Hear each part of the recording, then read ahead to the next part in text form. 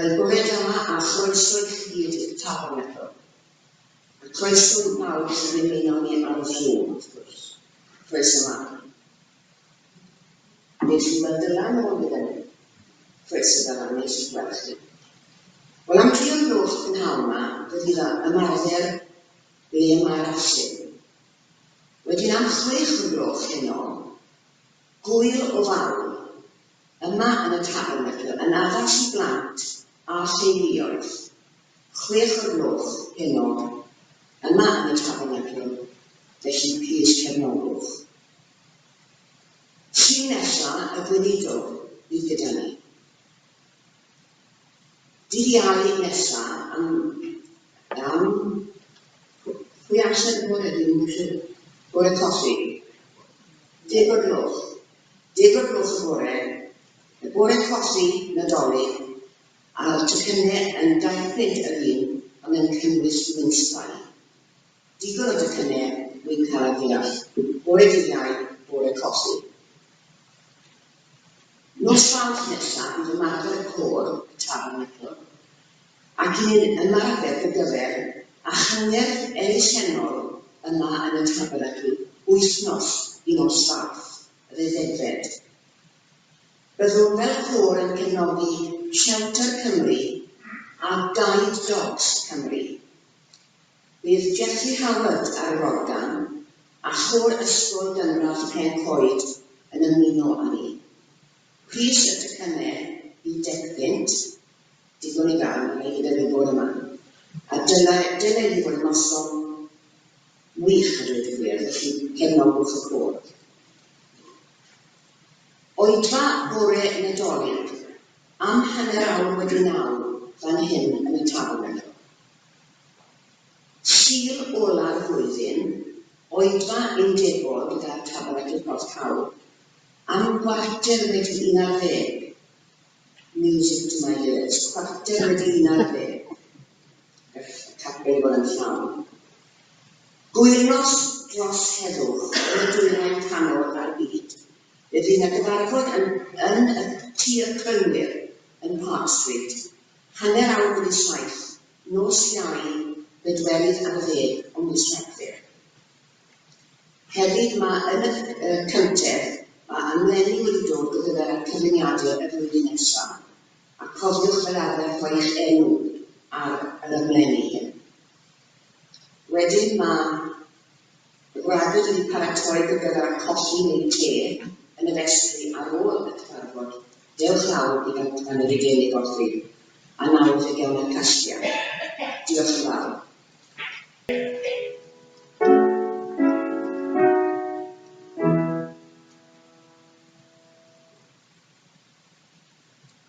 Oedd rhywun tad yn efo las, ac sa'i derbyn yr nodion hyn i waith derbyn i. Ac wrth i derbyn nhw'n ni'n gofyn sy'n derbyn i wna hefyd yn yr un modd. Gan bod ni'n gofyn hyn o'r gynenw ac yn hyddiant yn hadlu Iesu Grist. Amen.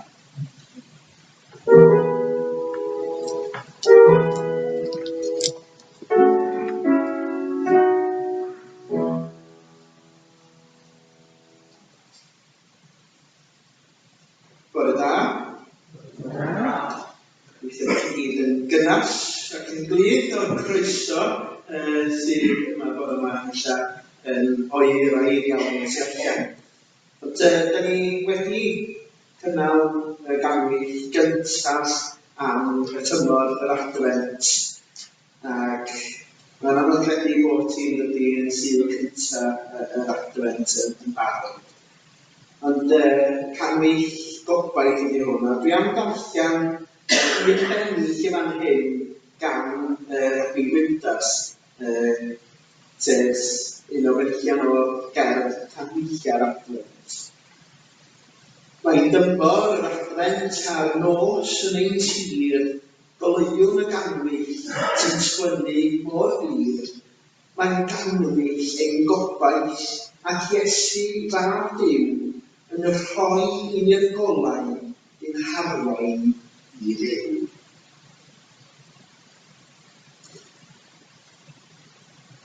Dydwch i mi felly droi at yn henni gyntaf, neu ddylwn ni ddeud carol gyntaf eich rwan. wedi dymor y carola. Ond 432, 432 o tyred i Emmanuel a batod rwymau Israel, sydd yma alltid unig trist, hyd nid datgyddiad Iesu Grist. O can, Emmanuel, daw ata ti o Israel. 432.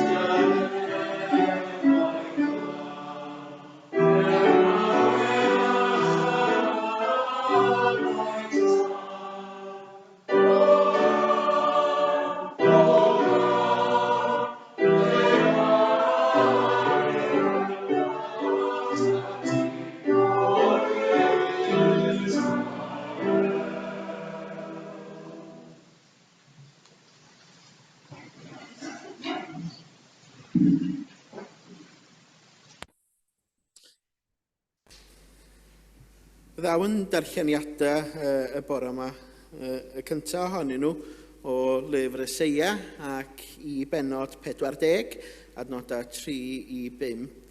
Ac yna y byddai mynd ymlaen i'r Efengil yn ôl Iowan ac i'r benod cyntaf, adnodau 1 i 9. Llais un yn galw, paratowch yn yr anialwch, ffordd yr arglwydd. Unionwch yn y diffeithwch briffordd un Duw ni. Gaeth pob pant ei godi, pob mynydd a bryn ei ostwng. Gwneir y tir ysgythrog yn llyfn a'r tir anwastad yn wastadaeth. Datguddir gogoniant yr arglwydd a phawb ynghyd yn ei weld. Genne'r arglwydd a lefarodd.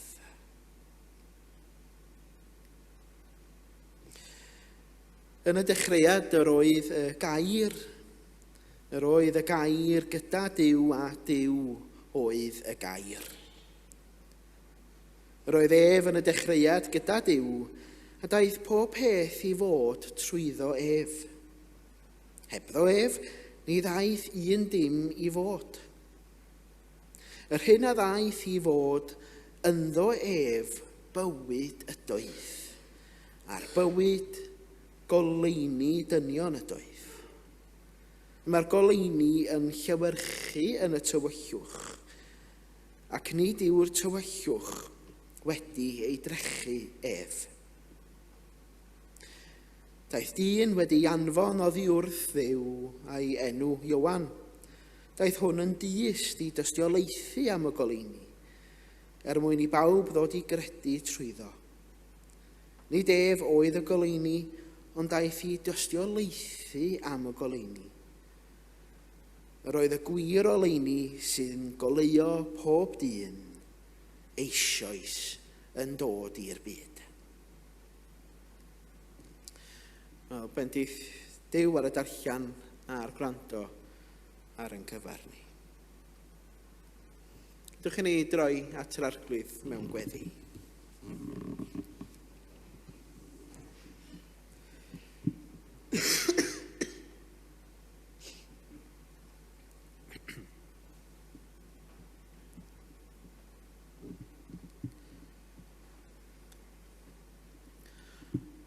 O Dduw ein tad nefel a sanctaidd, eithaf Sul Cyntaf yn hymor yr Adfent. Da ni'n diolch i ti am y fraint o ymgynnull gyda'n gilydd y bore yma.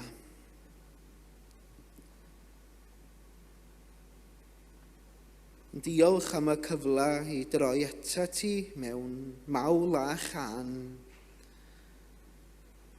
ac mewn gweddi.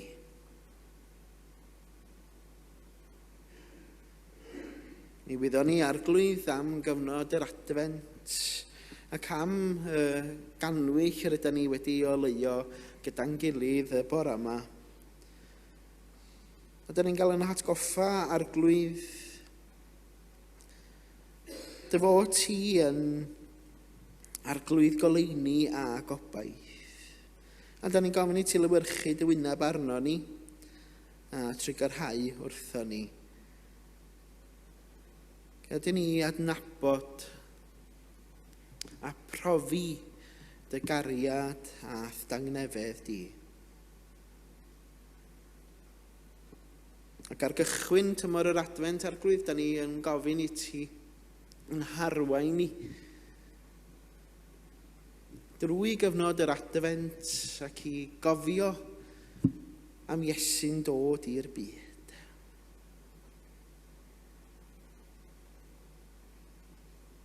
Gydyn ni ddeall neges yr Adfent mwyn i ni dadnabod yn ddyfnach.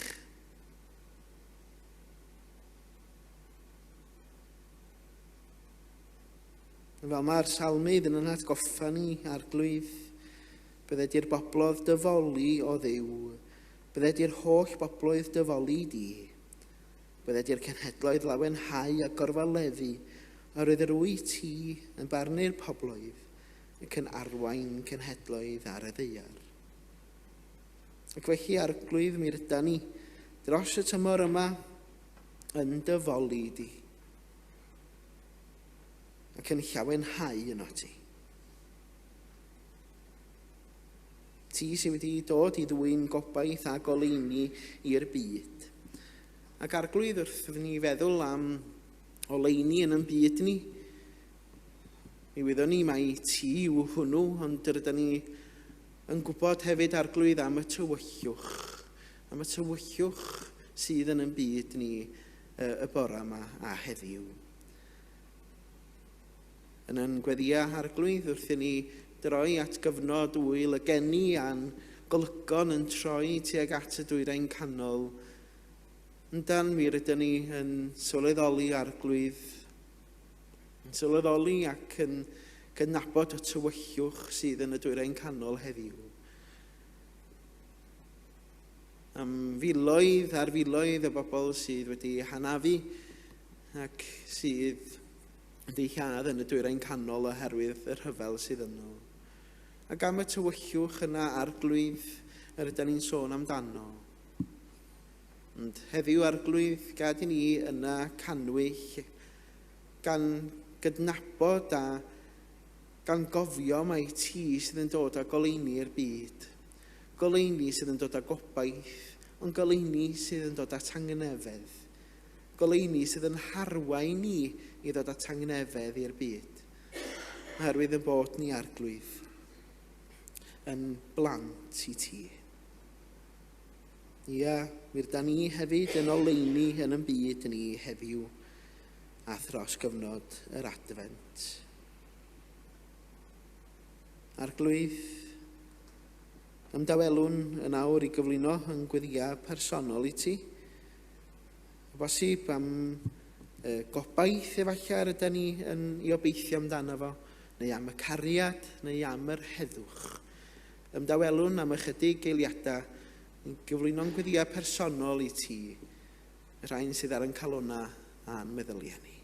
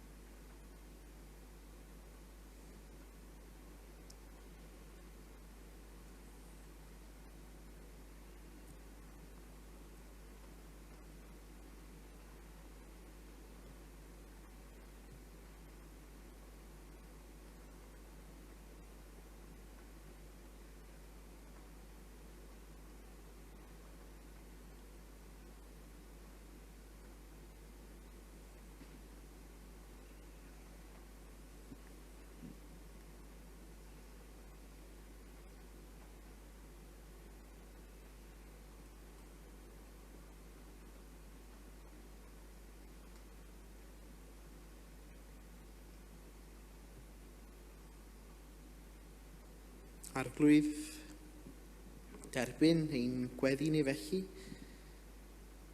y cynorthwyo ni yng nghanol yr Adfent i roi yn calonna i ti,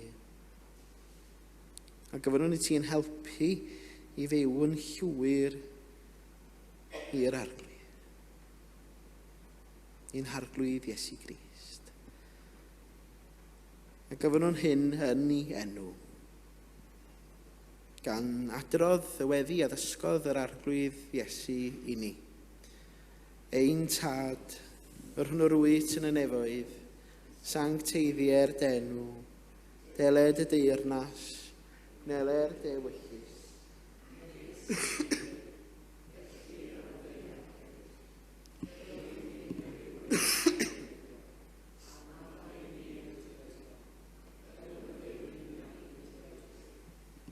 Ac arwain ni brofedigaeth. Eithi'r gwared ni rhag y drwg, cael ei seiddo tiwr deyrnas a'r nerth a'r gogoniant.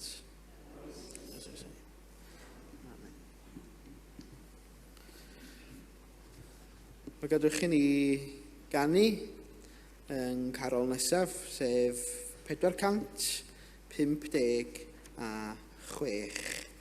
456. Gan mi, fydda ni gyntaf y dryddedd a'r Cymun gynnes. O'r nas fychen Bethlehem o'r dawel gwely i fi, mewn un o'r neir o dan y sefyll sy'n isaw deithio fi. Yn dohwynydd tyfu hi yma i goleini y byd, a dyno ti mae'n gobaith ni a'n hwfnau o. Y byd gyntaf sy'n gyda'r a Cymun.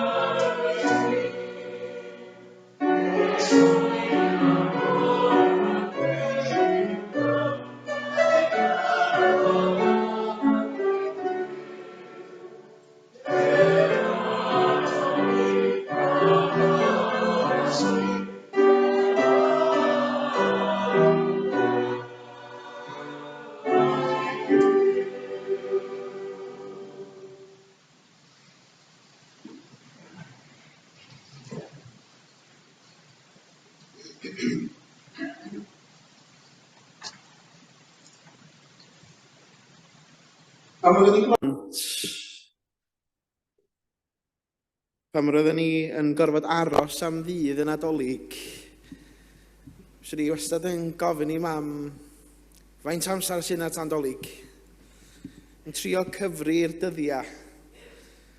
A rhaid bod Sean Corn yn dod yn fwy na dim byd, ynde.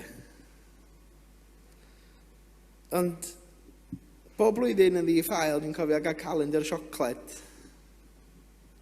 Oes rhaid na chi efo calendar siocled heddiw? Neu, os yw'r rhaid na chi dal i brynu nhw?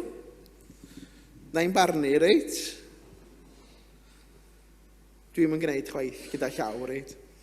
Ond, oedd hwnna'n help i blant yn dweud. Gael siocled bach bob dydd i edrych ymlaen, ynde? I edrych ymlaen at y Nadolig. A dwi'n cofio yng nghanol prysurdeb Nadolig i blant, y cyngherdda Nadolig yn yr ysgol, y ddrama geni yn y capal, sawl peth arall oedd ymlaen felly yn ystod tymor yr Adfent, yn anghofio, ynde, agor y drysa bach yna pob dydd, a gafo bita rhyw 5-6 ar y tro, ynde. Do'n i'm yn cwyno, ond weithiau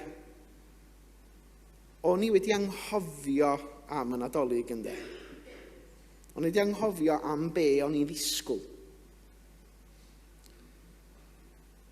Dyna ni'n gallu gofyn hynny i ni hefyd heddiw, nid jyst i blant, ond yda ni yn gwybod a gweithiau'n gallu anghofio am beth yda ni yn ddisgwyl, neu am bwy ydda ni yn ei ddisgwyl. Wrth i ni ymgynnull yn hymor yr Adfent, da ni'n mynd i mewn i gyfnod o ddisgwyl. Dyna be ydy'r Adfent, y disgwyl ynde, tymor y disgwyl. Ac un o obaith hefyd, a da ni wedi goleuo'r canwyll y gobaith heddiw. Ac dyna hanes y dorch hefyd mewn gwirionadd. Gychwynnodd o yn yr Almaen. Ac i blant felly o'na 24 o ganwylla ar y dorch. ac yr oedden nhw'n goleuo canwyll pob dydd felly, mwyn i'r plant ddisgwyl am y Nadolig. Ond dim dymuniad di baid i'w gobaith chwaith yna ci, ond sicrwydd hyderus yn addewidion Duw. A dyna sydd ganna ni, sicrwydd o addewidion Duw. Nathon ni ddarllen y bore yma o Eseia. Eseia yn sôn, yn doedd, yn rhagfynegu genedigaeth Crist, yn deud i ni baratoi y ffordd felly. Ia, mae'n gobaith yn gorwedd yn nyfodiad Iesu Grist, sy'n ymgyfforiad o gariad Duw. A dyna pam da ni'n dathlu'r Nadolig mewn gwirionedd, ynddo? Ydy bod Duw wedi gweld yn dda i anfon i fab oherwydd bod o'n mynd caru ni, ynddo? Dyna wir ystyr y Nadolig. Dyna ni ar ganol ymarferion ble mae'r asyn ar hyn o bryd. A mae yna asyn yn fan hyn, os da chi eisiau gweld yr asyn, reit? Mae o'n fan hyn. Ond, be ydy ble mae'r asyn gyda ni mewn gwirionedd ydy, mae gyda ni yn stereotypes mewn gwirionedd o beth ydy'r Nadolig. Da ni'n dod â'n traddodiadau bach yn hunan i fewn i'r Nadolig yn dydan. Da ni'n sôn am o dawel ddinas Bethlehem, neu da ni'n sôn am faint o wir doeth o'na. Da chi'n cofio fi wneud y cwiz yna efo chi llynedd neu'r flwyddyn cynt? Neu da ni'n sôn, o'na asyn ei beidio yn ysgrythyrol, di'r asyn ddim yn ymddangos. Ond eto, ym mhob un drama Nadolig sydd gennym ni, mae'r asyn yn ymddangos, dydy. Ond mewn gwirionedd, da ni yn dod o'n traddodiadau yn hunan i fewn i'r Nadolig. Ac eto, y bwriad ydy, yn y drama ble mae'r asyn beth bynnag, ydy dweud, beth yw'r prif ffocws yma? Beth yw prif ffocws y Nadolig? Prif ffocws y Nadolig ydy bod Crist wedi eni, de. Fod na waredwr wedi eni. Fod Duw wedi gweld yn dda i anfon ei fab i fod yn waredwr y byd. Ac onid hwnnw ydy'r gobaith sydd ganddo ni. Ac onid hwnnw ydy'r gobaith rydyn ni dal angen i ddeud wrth bobl heddiw, de. Mae yna addewid o obaith yma. Ia, rhagfynegiad genedigaeth Iesu Grist. Ac wrth gwrs, mae na ddisgwyl yng nghanol ansicrwydd yng nghyfnod Eseia felly. Mae yna stori i ddisgwyl. Mae yna sôn am ddyn a welodd gocwn pili pala. So rhain chi wedi bod i Pili Palas yn Mhorthaethwy, yn Sir Fôn. Mae yna dŷ Pili Palas, neu gloiwm byw, neu be bynnag da chi'n dweud. Pili Pala dwi'n dweud yn y gogledd. Ond o'na dŷ Pili Pala yn y gogledd. Ond o'na sôn am ddyn oedd wedi gweld cocwn Pili Pala, reit? Ac fe benderfynodd o wylio y cocwn yma. Ac oedd o'n edrych arno fo am hydoedd ac un diwrnod fe welodd o ryw agoriad bach yn y cocwn. Oedd wedi dechrau agor. Ac roedd y dyn yn edrych arno fo ac yn gweld y Pili Pala ma'n yn trio gwthio drwy'r twll bach. Ac yna fwy o sydyn fe nath y Pili Pala stopio am gyfnod hir. Ac oedd y dyn yma'n meddwl, mae dim yn styc. Felly be wnaed i dorri y cocwn yn fwy, y twll yn fwy, mwyn helpu'r Pili Pala mae ddod allan, ac wrth gwrs, fe ddoth y Pili Pala allan o'r cocwn. Ond yr hyn ddigwyddodd oedd yn angen rheidiol i'r Pili Pala yna wthio drwy'r twll. Da chi'n cael gwersi gwyddoniaeth efo hyn wan, reit? Ond oedd yn angen rheidiol i'r Pili Pala wthio drwy'r twll, oherwydd roedd o'n gwthio'r gwaed i fewn i'r adenydd felly. Ac oherwydd bod y dyn di mynd efo'r siswn a di torri'r cocwn a di torri'r twll yn fwy, nath y Pili Pala na ddim hedfan o gwbl. Nath o rioed hedfan. Oherwydd bod wedi torri'r twll yn fwy. Mae yna stori yn fan hyn i ddisgwyl ynddo. Bod o'n angenrheidiol i'r pilipala yna frwydro drwy'r twll bach yna mwyn iddo fo allu fyw i'w llawn potensial.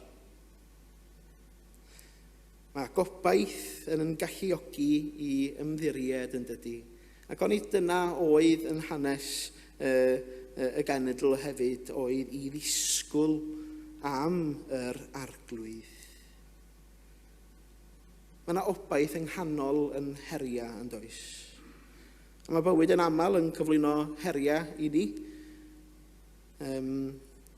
ac sydd yn gallu profi ein gobaith ni hefyd yn dydy.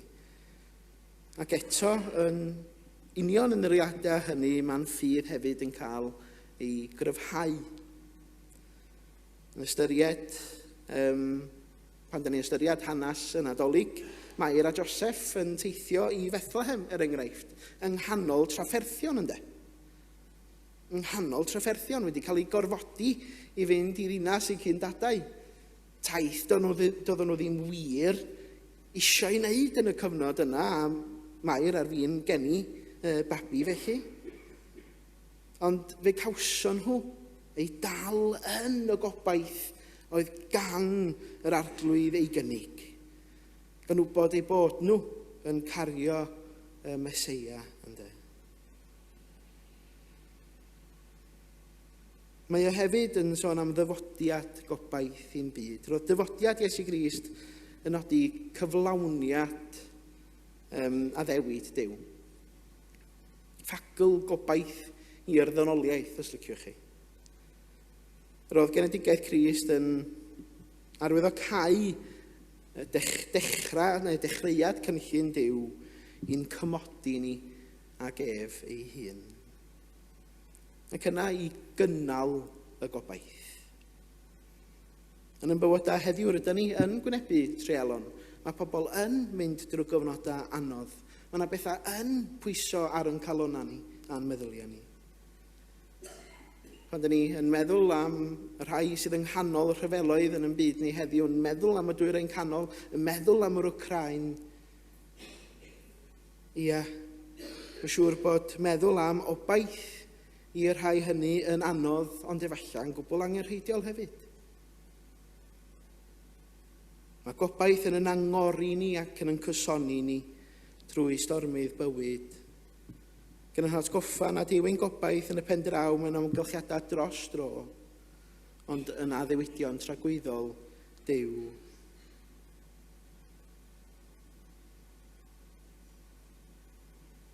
Falle bod chi'n gyfarwydd â stori Cori Ten-bwn.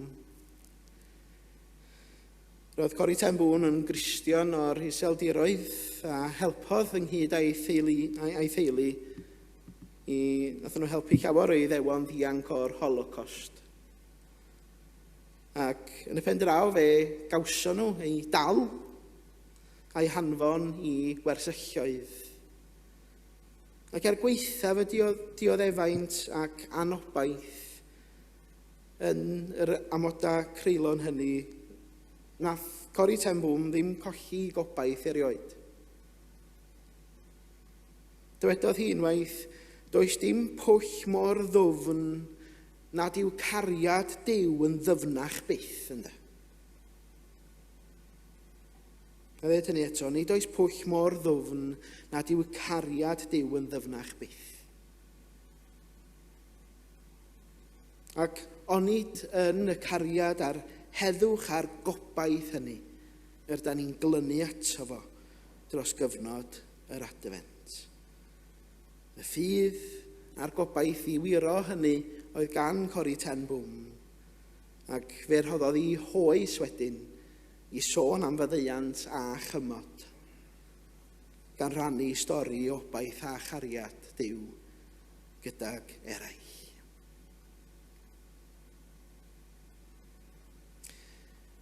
Wrth i ni deithio felly drwy dymor yr Adfent, gadwch i ni gofleidio gobaith yn llwyr ynddo.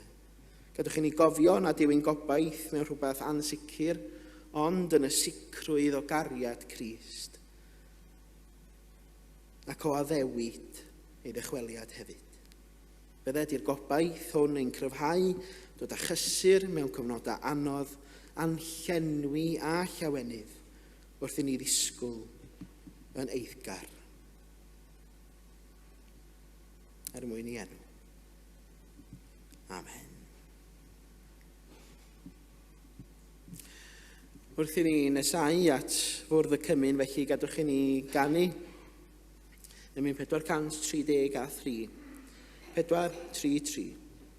O fenaid can, mawr ha yr arglwydd yw, bydd lawen ynddo, dywaredwr yw, yn nerthol i o'r wnaeth bethau mawr i mair, am iddi gredu yn ei sanctaidd air.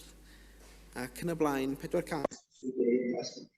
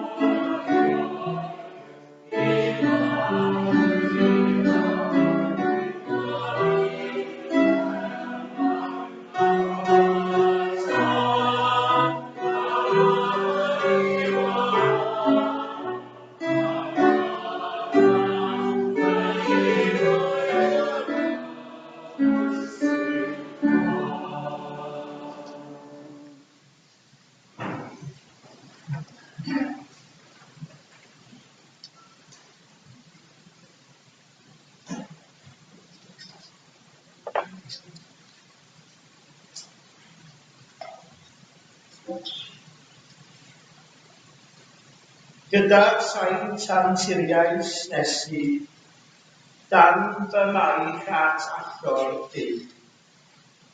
Bwrdd i borthu'r clawdd newynol, bwrdd i nersu'r egwan Dydd. Ddywedodd yr arglwydd Iesu, dewch at heini bawb sydd yn flinedig ac yn llwyso, fe roedd ar mi o'r llwystra i chi. Mae fe yw'r bara y bywyd. Ni bydd eisiau bwyd byth ar y sawl sydd yn dod atar ni, ac ni bydd syched byth ar y sawl sy'n credu yno ni. Ni fwyaf allan byth o'r sawl sydd yn dod atar ni. Ydych chi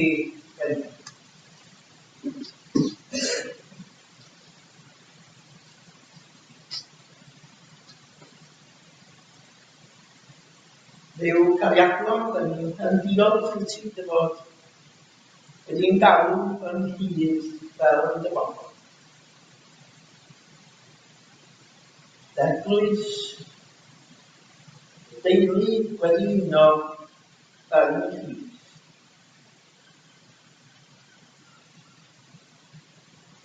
Diolch yn am dy gariad a therbyniad ar y nostraith drwyddoi. A'i barodrwydd i gydwyta. Gyda'r sawl arthofrwydd gan gymdeithas, ei barodrwydd i gymysgu gyda'r sawl oedd yn barod i ddeg.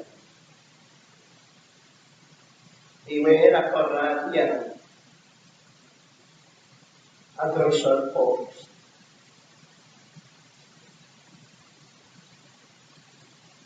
Yn diolch fod Iesu wedi'n galw yn gyfeillion i. Gan ei sbellu dew yn hyd yn ei enw. Ger ydym ni wedi ymgynnu gyda'n gilydd yma yn Tabernacl. Ydym ni'n ymwybodol o'r rhai sy'n ymuno gyda ni hefyd dros Sul ac adra ar ei gyfrifiadur ei hunan. Ydym ni hefyd yn cofio am y rhai sydd felly bod yn bresennol yma gyda ni oherwydd gweled.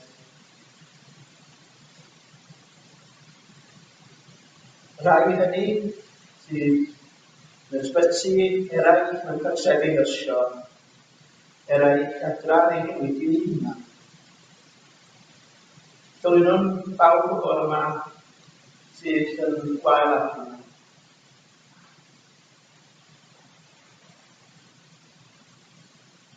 Cofio'n ymwybodol o'r yma am ddilys a gyfynwn i ti i hamgylchynu a'i cyfleidio at gael.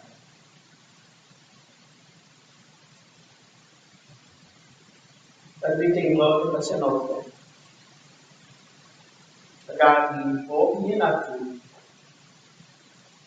sy'n gallu bod yna gyda ni deimlo yn bresenoldeb pwysau.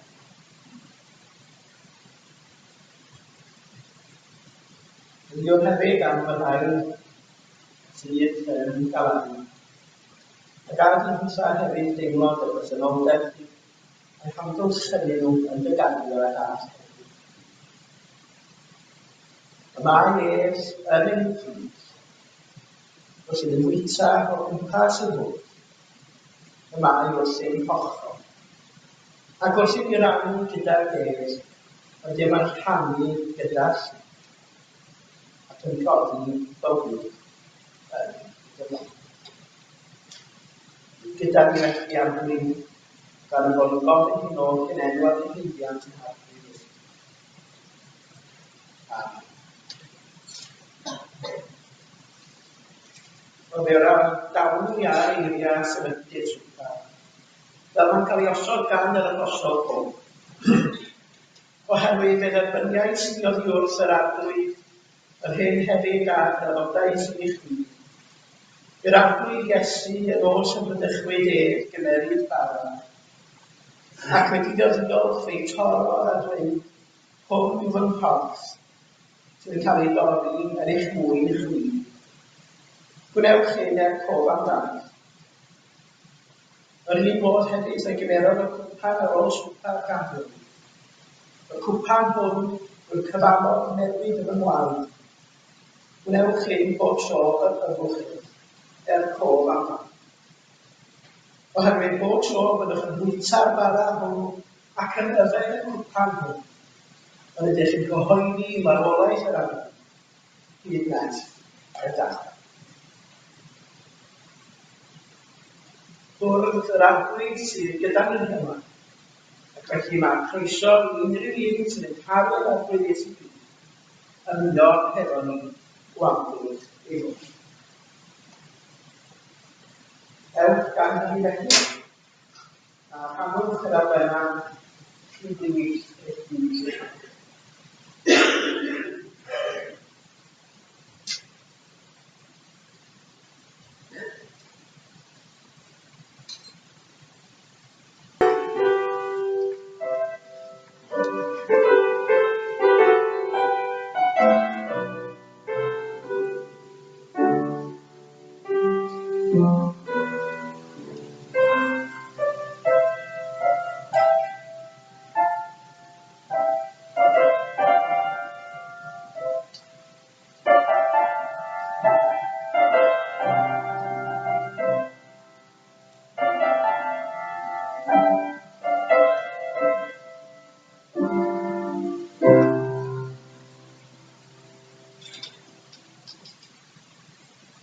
Yr arglwydd Iesu yn y sefydlychwyd ef ac ymerodd Barach. Fe a'i dorrodd gael ei hwn mewn corff yn cael ei dorri drosto. Gadwch i ni lethi wyta o'r Barach er pob amdano.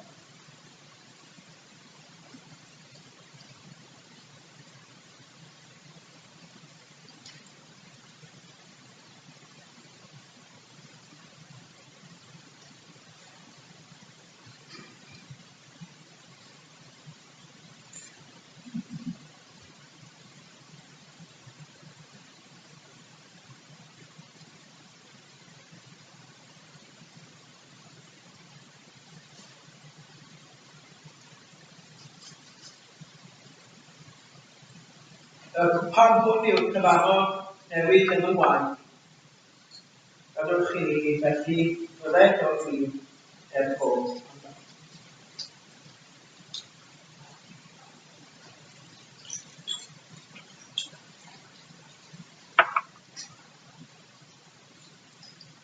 Diolch Dduw, da ni'n diolch i ti am ei wydo, achos ar waith rhagus i gyd, a hynny drwy'r bara a'r byd.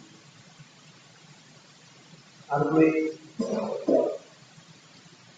gofyn i ti drwy gyda a'r bryd. Wyt ti'n gollwng dy was o hyd o arglwydd, wyt ti'n meddwl yn unol a sa.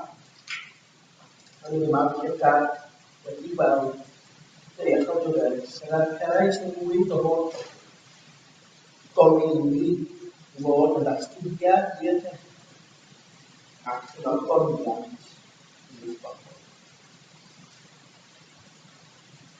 Amen.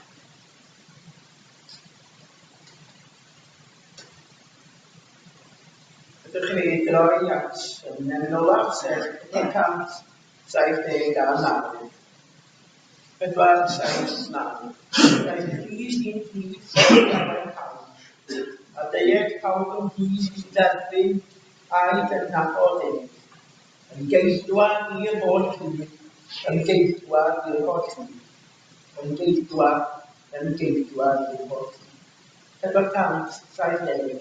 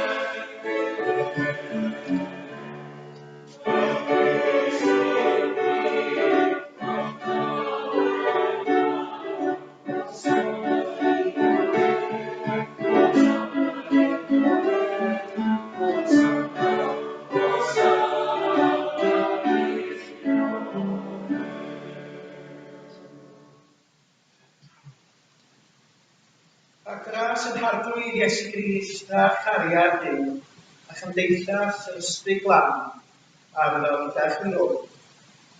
Amen.